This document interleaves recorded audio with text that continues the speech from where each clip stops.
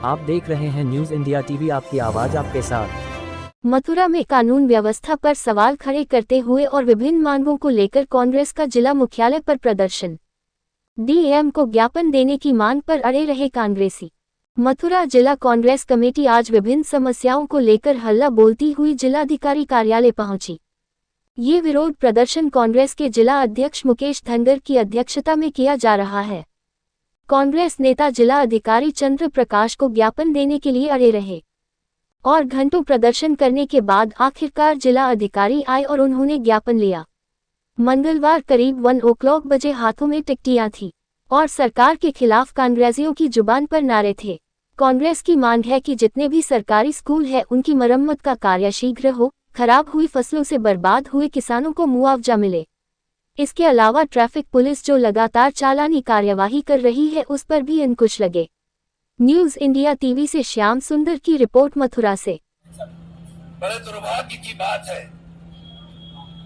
जिस लोकतंत्र में डॉक्टर भीमराव अंबेडकर द्वारा संविधान अंकित है, जब हम राष्ट्रपति जिलाधिकारी माध्यम से राष्ट्रपति महोदय को ज्ञापन देना चाहते हैं, हमने ज्ञापन तो तमाम इनके आला अफसरों को पूर्व में दे दिए, लेकिन समझ में नहीं आता कि जिलाधिकारी महोदय एक विशेष कुछ लोगों का ज्ञापन लेके के लिए आतुर रहते हैं, लेकिन किसानों की, इस ब्रज के जन जन की, मजदूरों की या आम समस्या को लेकर, जन समस्या को लेकर हम लोग आते हैं तो एक ज्ञापन लेने में पता नहीं इनको कौन सी तकलीफ होती है, पता नहीं इनके ऊपर कौन सा दबाव है, पता नहीं ये किस बात से डरे हुए, ये समझ से परे है।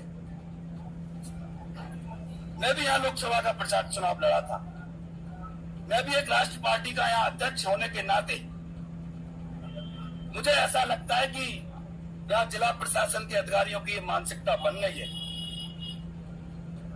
नायब तहसीलदार, एसडीएम, किसी को भी जो रिजर्व में अधिकारी होते हैं उनसे ले लो ज्ञापन, और ज्ञापन रखकर उस पर कोई सुनवाई नहीं।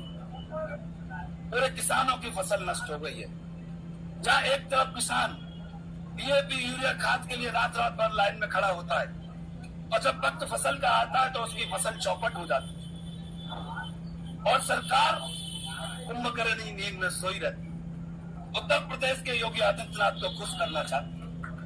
अभी आपने देखा कई दैनिक समाचार पत्रों में छपा कि इन्होंने अभी तक, मैं पूछना चाहता हूं आप भी हैं उसमें, अभी तक उस बलदेव ब्लॉक की जो मासूम बच्ची के साथ दुष्कर्म हुआ, अभी तक उसका खुलासा, वो जांच रिपोर्ट कहां गई?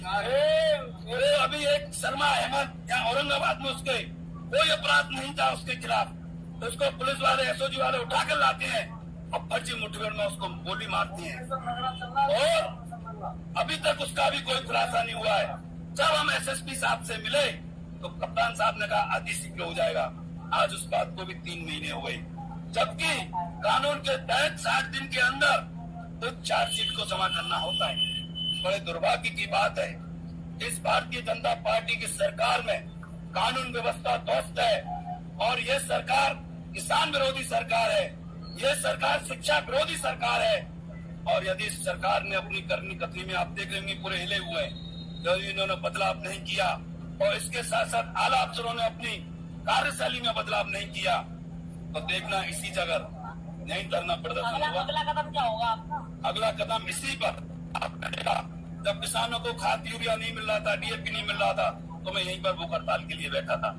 और फिर मैं कह रहा हूँ इस बात से कि यदि समाधान नहीं हुआ तो इसी जगह मैं भूख हड़ताल पर फिर अनशन जारी करूंगा। आप देख रहे हैं न्यूज इंडिया टीवी, आपकी आवाज आपके साथ।